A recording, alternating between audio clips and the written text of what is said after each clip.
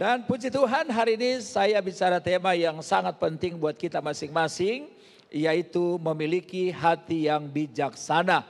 Bilang sama-sama memiliki hati yang bijaksana.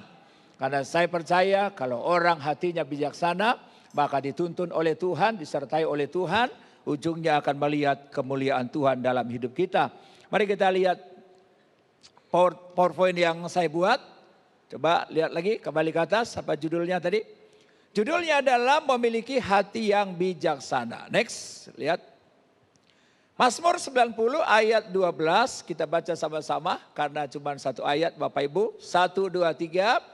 Ajarlah kami menghitung hari-hari kami sedemikian hingga kami beroleh hati yang bijaksana. Coba langsung lihat lagi satu slide di pendahuluan saya.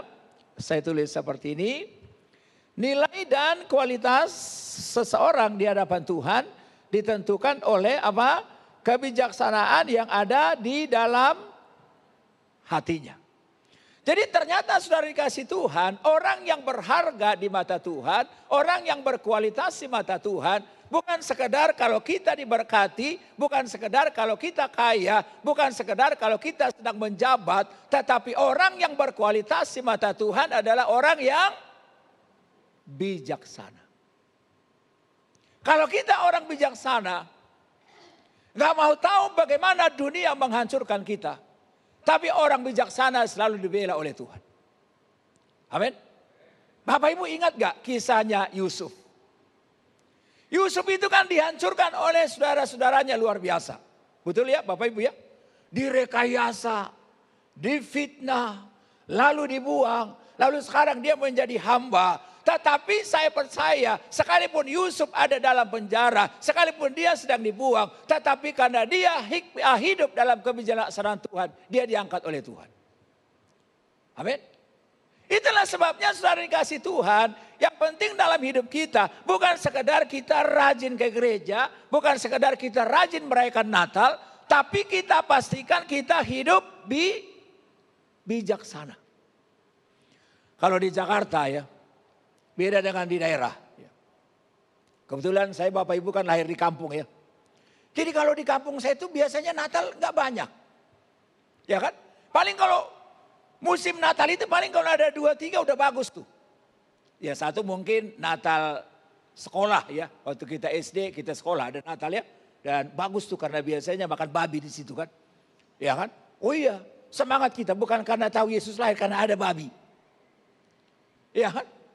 Kan biasanya ada Natal apa, tapi biasanya nggak banyak ada perayaan Natal. Nah, tapi kalau di kota besar, saudara, kita di bulan Desember bisa merayakan Natal puluhan kali. Betul nggak Bapak Ibu? Coba hitung-hitung dulu Bapak Ibu. Kira-kira di bulan Desember kita berapa kali merayakan Natal? Saya aja di divisi saya doa saja. Ada 5 divisi doa atau mungkin lebih. Yang semua itu punya Natal, bayangkan itu orang-orang yang sama. Sebagian dari mereka sih senang sih, Pak semakin banyak Natal semakin bagus Pak. Karena saya semakin banyak minta sanggul sama suami saya, minta baju sama suami saya, ada yang senang. Tetapi poin saya, bahwa orang yang dicari oleh Tuhan saat merayakan Natal, tergantung sanggul apa yang dipakai ibu-ibu. Bukan tergantung baju apa yang kita pakai. Bukan tergantung seberapa megah Natal yang kita rayakan. Tetapi yang dicari Tuhan adalah apakah lewat perayaan Natal itu kita semakin bijaksana apa tidak. Itu kuncinya. Ada orang sampai menyesal. Aduh kemarin Natalnya gereja A. Kok saya nggak bisa hadir ya, saya nyesal banget. Tetapi hari ini kita diingatkan oleh firman Tuhan bahwa ternyata kualitas seseorang di mata Tuhan itu ditentukan oleh kebijaksanaannya. Dan saya percaya kalau sampai Tuhan yang berkata kepada Bapak Ibu dan saya, kita orang berkualitas di matanya. Pertanyaan saya, kira-kira Tuhan bela enggak? Siapa di sini yang punya anak buah? Di kantorkah, di perusahaan apa, di instansi pemerintahan? Ada yang punya anak buah enggak? Coba saya tanya Bapak Ibu. Kalau kita punya anak buah bijaksana, kira-kira kita pecat apa kita naikin gajinya?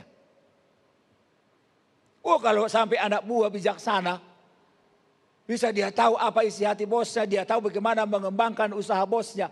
Kalau dia minta resign, bosnya langsung tanya, berapa kali lipat kau minta naik gaji? Yang penting jangan resign. Ya kan? Itulah sebabnya saya tulis lagi, coba lihat lagi di slide kedua saya tulis begini, memiliki hati yang bijaksana lebih penting daripada apa? Memiliki apapun yang ada di dunia ini. Bu, memiliki suami yang ganteng dan kaya bagus gak? Kayaknya nggak ada ya di sini, suami-suami biasa-biasa aja ya. Belum tahu rasanya Pak. Tapi saya bisa jawab. Bukan karena saya itu ya. Dari orang-orang yang konseling dengan saya. Saya udah melihat ada suami-suami yang ganteng, suami-suami yang kaya. Tapi karena tidak bijaksana, memperlakukan istrinya tidak manusiawi.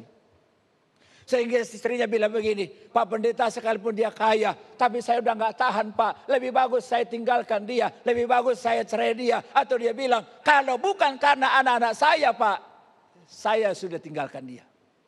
Ternyata orang bisa kaya, bisa ganteng. Tapi kalau gak bijaksana, bikin kacau bos. Mertua kalau gak hidup bijaksana, dia punya menantu 9, 8 stroke. Yang satu tinggal stres, udah stres tinggal stroke juga. Betul ya? Makanya pesan saya buat anak-anak muda yang mungkin sedang pencarian, mungkin pasangan hidup, yang sedang pendekatan atau PDKT. Jangan lihat bos berlian yang di tangannya yang gemilau-gemilau itu. Itu boleh. Betul ya? Jangan lihat naik apa dia. Kali aja dia sekarang masih naik motor. Tapi aja 10 tahun ke depan karena dia bijaksana. Jadi naik mobil Alphard lah katakan ya. Tetapi daripada kau sekarang dia lihat kaya, lalu dia ganteng, tapi nggak sadar dia bukan orang yang setia. Dia sementara jalan sama kau, tapi dia juga jalan sama orang. Ada nggak orang yang begitu? Wah dulu ketua pemuda saya di gereja berhikmat luar biasa. Tapi bukan hikmat dunia. Bukan hikmat Tuhan, hikmat dunia. Bayangkan dia seorang ketua pemuda. Pacaran. Di satu panitia, satu pengurus. 2 orang sekaligus. Waduh, sudah bayangkan ketika saya pimpin rapat, semua kaku. Yang ketuanya mau lihat ke sana, ada pacarnya. Lihat ke kiri, ada pacarnya. Berantakan. Jadi setelah dikasih Tuhan, ternyata yang kita butuhkan bukan sekedar harta yang banyak. Yang kita butuhkan bukan sekedar hal-hal lahiriah luar biasa.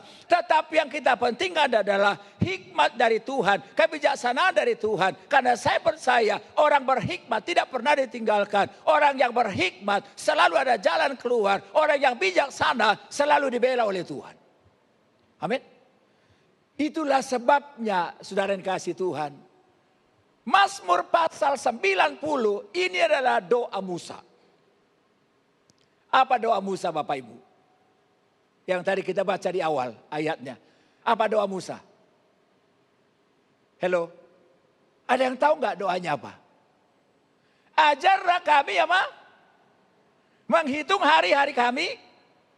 Supaya kami beroleh hati yang. Coba saya tanya Bapak Ibu ya. Kalau misalnya Tuhan buka kesempatan kepada kita. Semua jemaat Glow yang hadir di sesi 3. Dan juga yang online. Kalau berdoa siang ini maka saya akan jawab satu pokok doanya. Kira-kira apa yang Bapak Ibu minta? Mungkin ada yang bilang, Pak Tuhan aku kan udah ambayan 13 tahun. Tahu ambayan ya? Mengganggu itu ya. Mungkin orang bilang begini, Pak Tuhan saya sudah lama hidup susah. Saya ingin hidup nikmat. Saya ingin diberkati. Saya ingin lihat mukjizat. Saya ingin ini, ingin itu. Terlalu banyak keinginan kita dalam doa-doa kita. Tetapi waktu Musa berdoa kepada Tuhan. Maka doanya adalah Tuhan berilah kami hati yang bijaksana. Kenapa kita mesti punya hati yang bijaksana? Yang pertama, karena manusia itu suka lupa diri. Betul ya Bapak Ibu ya? Ada orang dulu waktu susah, kelihatannya berhikmat ya. Suami bilang sama istrinya, sayang mari kita berdoa. Kan memang hidup kita lagi susah. Tapi nanti kalau kita gandengan tangan doa puasa, Tuhan pasti buka jalan. Benar loh. Tuhan buka jalan, mereka diberkati.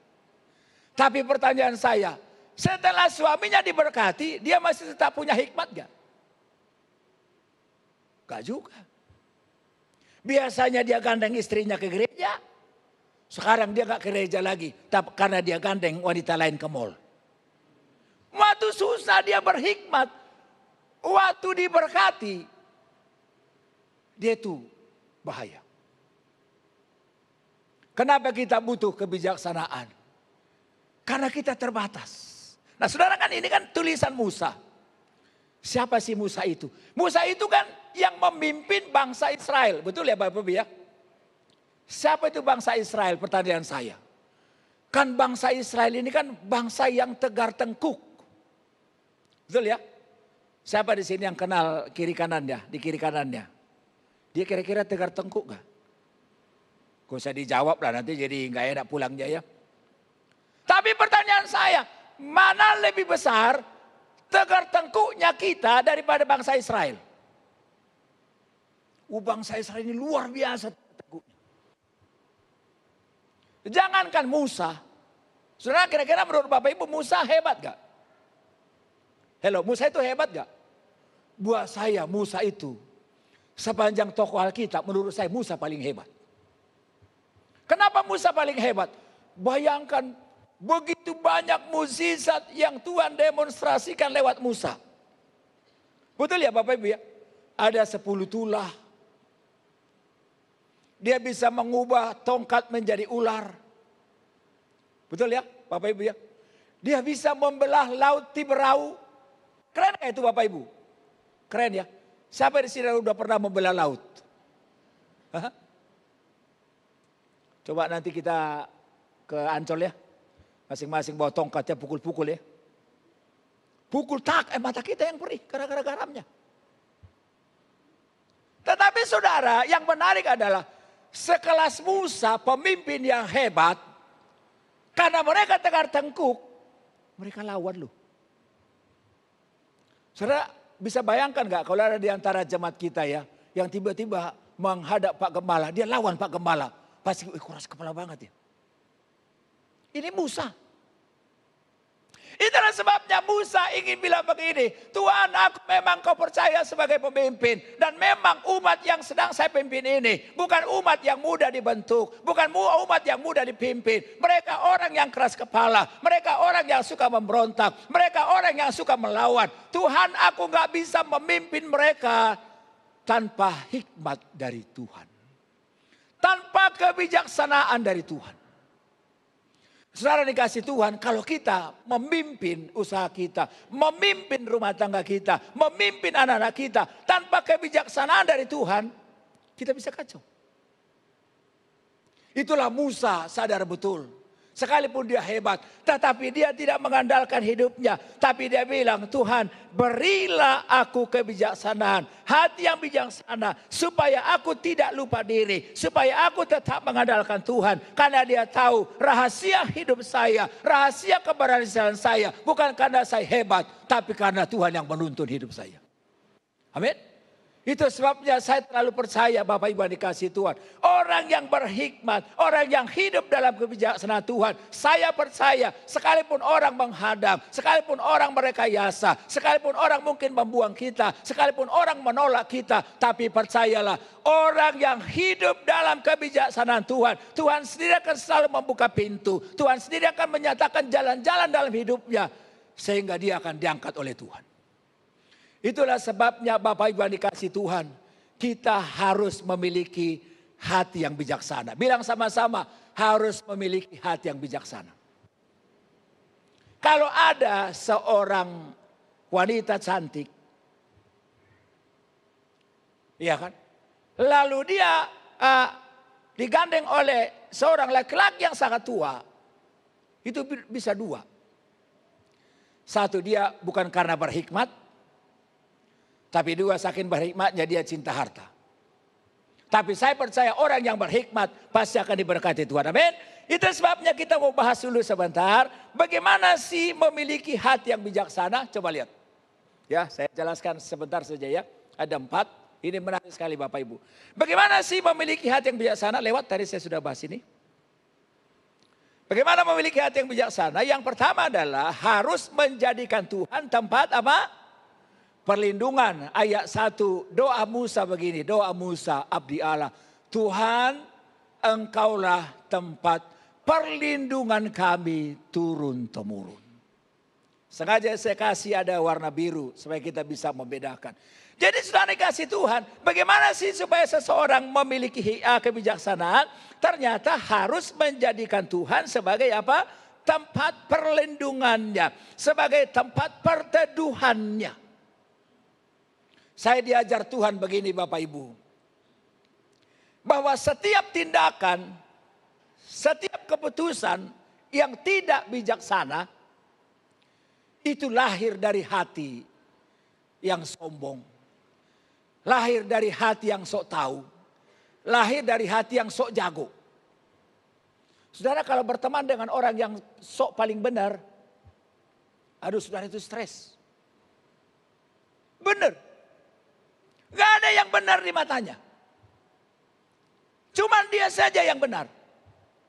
Apalagi udah merasa paling benar, ada lagi keras kepalanya. Aduh dunia mak, jangankan kita. Kucing aja kalau ketemu dia, kabur dia. Tetapi Musa, dia bilang begini, Tuhan, kalau aku menjadikan engkau sebagai tempat perlindunganku, sebagai tempat yang bisa kuandalkan, maka aku tidak aneh-aneh. Betul gak Bapak Ibu? Saudara perhatikan ya, orang yang tidak takut Tuhan, tetapi ada sesuatu yang bisa diandalkannya, itu pasti ngeri. Betul ya? Coba saudara lihat di jalan, saya lihat ada orang yang keluar dari mobil bawa senjata, padahal cuma lawan tukang parkir. Betul gak? Bawa senjata. Karena dia pikir senjata saya inilah yang paling hebat dalam hidup saya. Orang kalau punya koneksi hebat, misalnya punya penguasa, punya kenalan penguasa. Siapa yang bilang ya Pak Ahok ya? Pak Ahok saya masih ingat statementnya Pak Ahok bilang begini. Orang miskin itu, dia bilang, ini bukan firman ya, tapi memang boleh juga disimak ya. Bukan berarti itu mutlak ya. Tapi dia bilang begini, orang miskin itu nggak mungkin bisa menang lawan orang kaya. Coba kita renung dulu sebentar ya. Kira-kira betul nggak sih? Ada benarnya. Kecuali kalau orang miskin itu nanti orang miskin dan takut Tuhan ya. Lalu Pak Ahok bilang begini lagi. Orang kaya, dia bilang, tidak mungkin bisa melawan pejabat. Itu pun saya nggak tahu itu kebenarannya.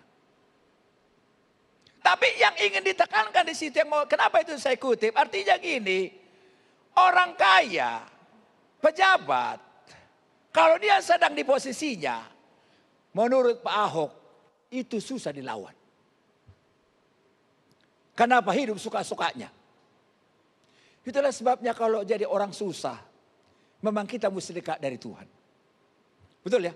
Karena kalau kita orang susah, kita bisa dapat tekanan dari si A, dapat tekanan dari si B, dapat tekanan dari si C. Kenapa? Karena mereka mengambil keputusan tidak didasarkan oleh hikmat. Tetapi saya percaya orang yang berhikmat adalah orang yang selalu mencari perlindungan di hadapan Tuhan.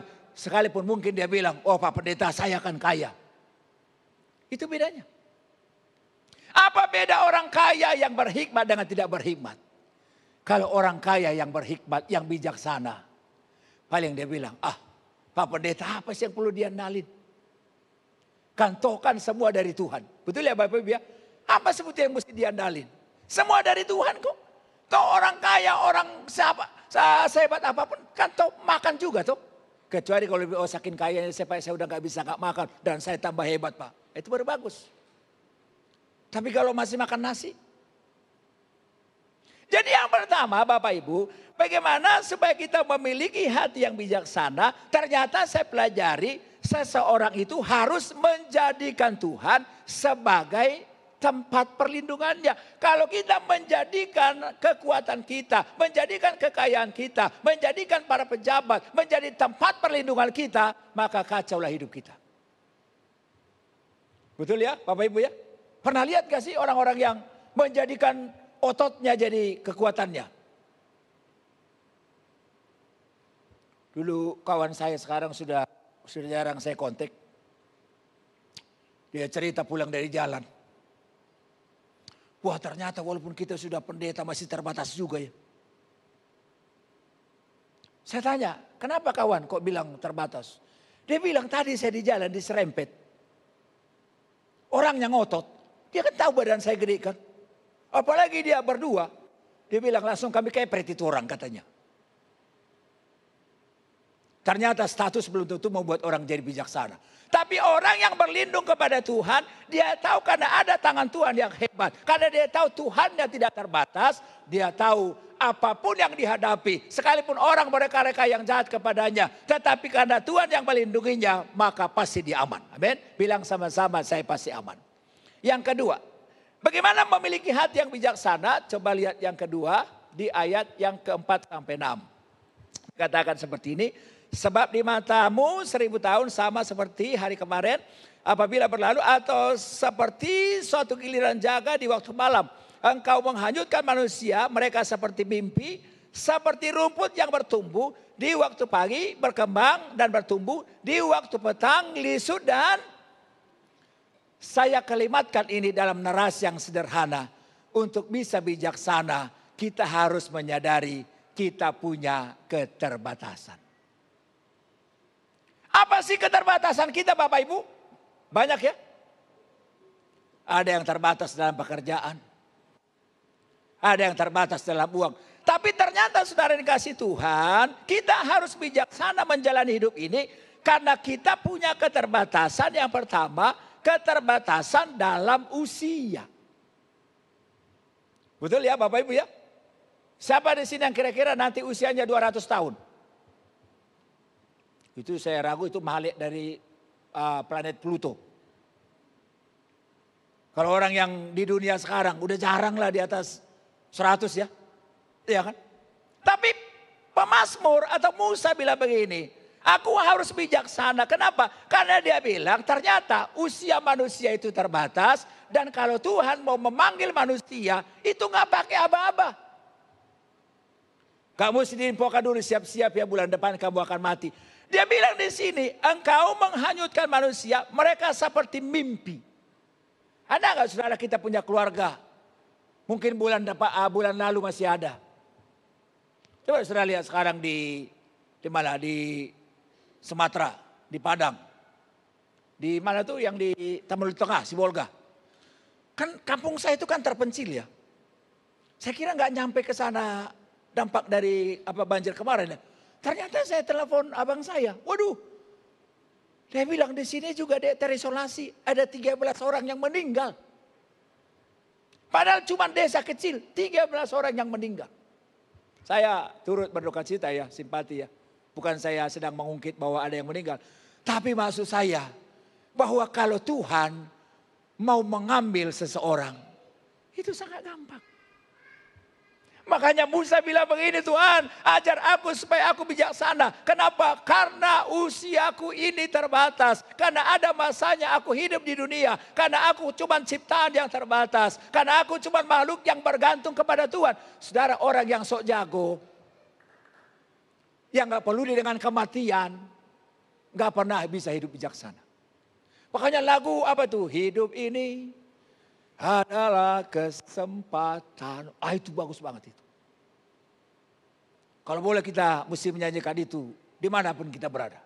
Supaya kita ingat bahwa manusia itu dikatakan akan dihanyutkan seperti mimpi. Seperti rumput yang bertumbuh di waktu pagi, lalu berkembang dan tumbuh di waktu petang, lisut. Dan ternyata pemazmur menjelaskan kita terbatas karena waktu kita itu sangat singkat.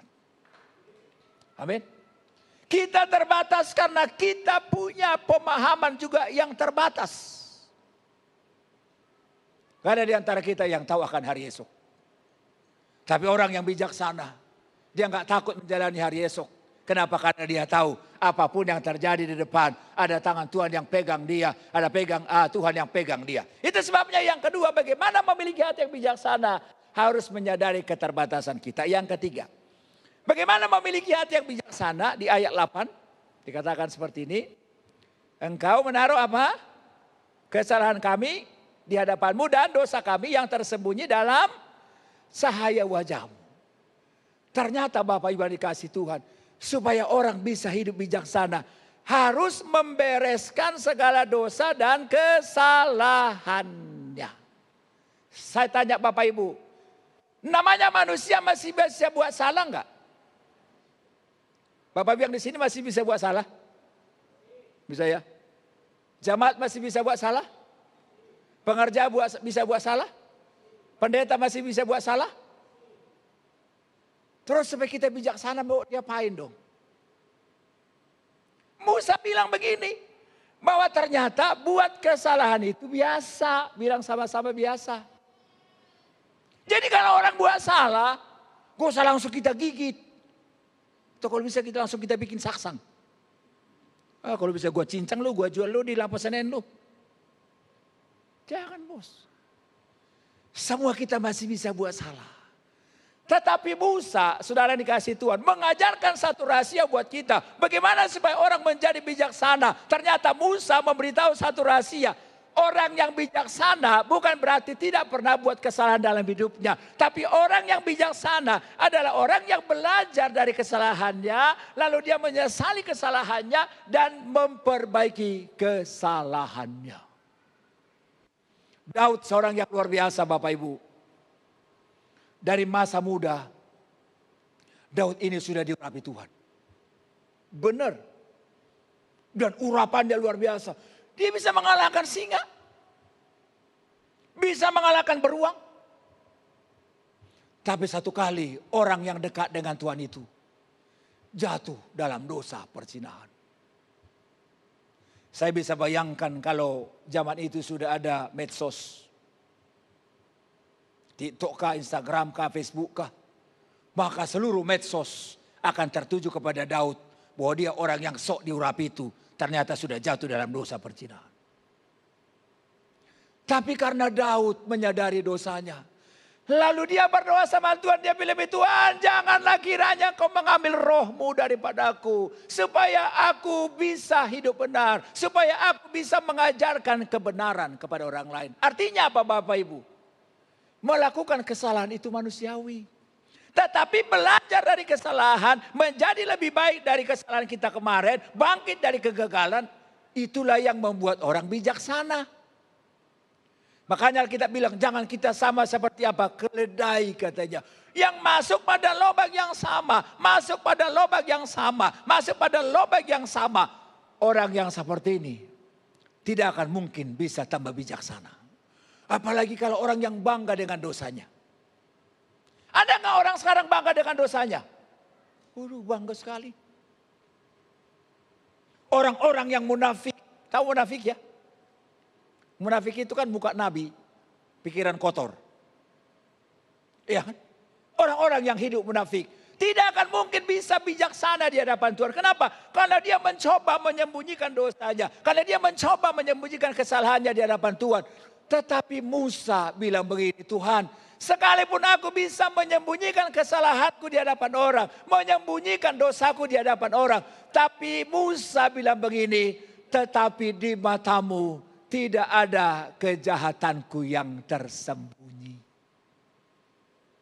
Soalnya zaman handphone selingkuh gampang ya. Supaya istri nggak tahu ya. Namanya harusnya bisa Joko. Ya, harusnya laki-laki bikin namanya wanita.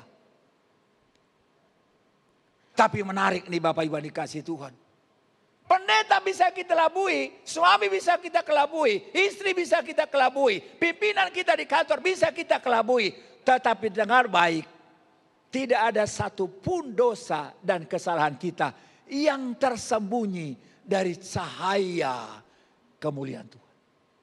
Kalau orang sadar Allah itu Maha tahu, maka dia mulai bertindak bijaksana dalam hidupnya. sekalipun ini membawa untung besar, buat saya ini satu kenikmatan. Tapi karena ada mata Tuhan yang melihat, maka dia tidak melakukannya. Yang terakhir, yang keempat. Terakhir, supaya waktu kita singkat ya Bapak Ibu ya. Bagaimana memiliki hati yang bijaksana? Yang keempat ayat 11 ya. Saya sengaja mengeksplor pasal ini ya. Seperti biblikal ya. Ayat 11 dikatakan seperti ini. Siapakah yang mengenal apa? Sama-sama dulu baca yang biru ini. Sama-sama 1, 2, 3. Kekuatan murkamu dan takut kepada gemasmu. Makanya ajarlah kami menghitung hari-hari kami sedemikian. Hingga kami beroleh hati yang bijaksana. Berarti dari sini saya simpulkan Bapak Ibu. Kenapa kita mesti berdoa sama Tuhan? Supaya kita memiliki hati yang bijaksana. Karena ternyata ada murka dan gemas Tuhan. Makanya poin saya tulis. Bagaimana supaya kita memiliki hati yang bijaksana? Yang keempat adalah sadarilah akan kekuatan murka Tuhan. Ada suami-suami kalau murka. Bukan cuma istri dan anak yang kabur dari rumah. Anjingnya, kucingnya semua kabur. Namanya dia udah murka. Ada istri-istri kalau murka. Bukan cuma kursi yang melayang. Kuali juga melayang. Kompor masak juga melayang. Murkanya mengerikan. Tetapi saya tanya Bapak Ibu. Mana lebih mengerikan murka manusia daripada murka Allah? Saya dulu kebetulan dekat ya waktu saya di Medan Bapak Ibu ya. Saya dekat dengan organisasi IPK, zaman itu masih jaya-jayanya.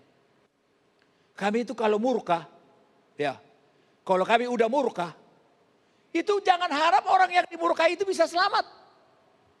Kalau nanti bisa 23 orang berangkat naik motor bawa kelewang yang 1 meter itu. Habis. Kalau preman murka ngeri bos. Tapi saya mau tanya Bapak Ibu. Mana lebih hebat murkanya Tuhan, gemasnya Tuhan. Daripada murka orang yang paling murka di dunia ini. Murka Tuhan. Dan karena Musa pernah berjumpa dengan Tuhan. Ini bagus ya poinnya ya. Karena Musa pernah berjumpa dengan Tuhan. Waktu Musa melihat Tuhan di pohon di semak belukar itu. Kan Musa tahu betul bahwa Tuhan itu hidup. Betul ya Bapak Ibu ya? Dia tahu bahwa Tuhan itu real ada. Bahwa Tuhan itu bukan sekedar konsep. Bahwa tentang Tuhan bukan sekedar teori. Tapi dia tahu Tuhan itu adalah Tuhan yang real. Dia berjumpa dengan Tuhan. Itulah sebabnya dia berani berkata. Yang aku doakan bukan supaya mukjizat. Yang aku doakan bukan sekedar berkat. Tapi dia bilang. Yang aku ingat adalah. Aku minta hati yang bijaksana. Supaya nanti aku tidak terkena murka Tuhan dan gemasnya Tuhan. Ini agak lain ya kalimatnya ya, gemas ya. Kita kan kalau kata dengar waktu bagus dong kalau gemas ya. Kan kalau kita ketemu anak gemas suka ya, udah cute banget, gemas banget nih gitu ya. Tapi kalau Tuhan gemas itu berarti itu murka. Itu marah. Saudara, kadang-kadang di hati saya Bapak Ibu, kalau kita lihat situasi kondisi manusia di akhir zaman ini. Sepertinya hidup tanpa Tuhan. Benar ya? Kita lihat orang, aduh, ngeri juga ya. Yang ini sikat sini, yang ini hantam sini. Hanya bedanya ada orang yang kelihatannya mainnya kasar, ada yang kelihatannya mainnya halus. Tapi ngeri. Tapi kalau saya ditanya, kenapa sih Pak Pendeta orang kok hidup di akhir zaman ini kok raja tega? Kenapa sih orang hidup di akhir zaman begitu tinggi egoismenya? Jawabannya sederhana. Karena orang sudah gak percaya bahwa nanti di akhir zaman ada murka Tuhan. Betul ya Bapak Ibu ya? Hari-hari ini orang melayani saja. Tapi gak sungguh-sungguh yakin bahwa Tuhan itu ada. Tapi kalau kita sungguh-sungguh yakin itu Tuhan ada, percayalah. Bagi kita yang hidup main-main di sekarang ini. Yang gak peduli dengan Tuhan. Jangan sampai satu saat Yesus berkata bila begini. Enyalah engkau pembuat kejahatan, aku tidak mengenal engkau. Lalu mungkin kita berkata, Tuhan bukankah aku bernubuat demi namamu? Bukankah aku melayani demi namamu? Bukankah aku menyembuhkan demi namamu? Bukankah aku berkorban demi namamu? Tuhan bilang, enyahlah engkau pembuat kejahatan. Aku tidak kenal. Berarti orang itu pasti tertimpa murka Tuhan. Jangan sampai kita hidup di dunia ini senang-senang enjoy saja. Tapi kita lupa bahwa ada hakim adil nanti di sorga yang akan berurusan dengan kita. Saudara, kalau kita masuk pengadilan, siapa yang pernah masuk pengadilan? Ngeri enggak? Halo. Kalau udah ketemu dengan hakim yang pakai jubah, dia nggak boleh dipanggil laik, nggak boleh dipanggil komandan. Harus yang mulia. Manusia saja kalau yang mulia dipanggil udah ngeri. Karena dia bisa kalau salah tulis, ada 1 tahun jadi 10 tahun, ngeri bos. Cuma salah tulis, jadi itu. Apalagi nanti Bapak Ibu yang dikasih Tuhan. Kalau sampai Tuhan murka Tuhan menimpa kita, tapi doa saya tidak ada itu menimpa kita. Kenapa? Karena kita belajar hidup bijaksana. Amin. Karena itu saya simpulkan sebagai kesimpulan saya. Saya undang pemain musik dengan hormat minta tolong ke depan. Kita naikkan pujian, ajarku mengerti segala rencanamu. Kesimpulan saya adalah seorang yang ingin memiliki hati yang bijaksana akan terus berusaha menyadari setiap kelemahannya. Jadi kalau kita datang ke gereja, yang kita cari bukan kelemahan pendeta. Yang kita cari bukan kelemahan dari para worshiper. Yang kita cari bukan kelemahan daripada choir. Yang kita cari masing-masing adalah Tuhan. Kalau saya ibadah, ada enggak sesuatu yang Tuhan nyatakan dalam hidup saya? Kenapa? Orang bijaksana dia sibuk menyadari kesalahannya, menyadari kelemahannya, dan keterbatasannya, serta terus memperbaiki diri agar hidup berkenan untuk kemuliaan Tuhan. Jadi saudara, kesimpulan kalimat terakhir, kehebatan seseorang di mata Tuhan bukan ditentukan dari rajinnya dia ibadah, tetapi hidupnya yang semakin hari semakin diperbarui. Mungkin tahun lalu dia masih ada dosa. Mungkin bulan lalu masih ada dosa. Tapi sekarang dia bilang, Tuhan, di Natal ini saya tidak akan meminta apa-apa dari Tuhan. Tapi saya meminta hati yang bijaksana. Karena kalau saya hidup bijaksana, saya menjadi berkat buat orang. Nama Tuhan dipermuliakan. Dan saudara bayangkan, kalau sampai Tuhan dipermuliakan, maka urapan kuasa berkatnya pasti akan turun atas hidup kita. Amin.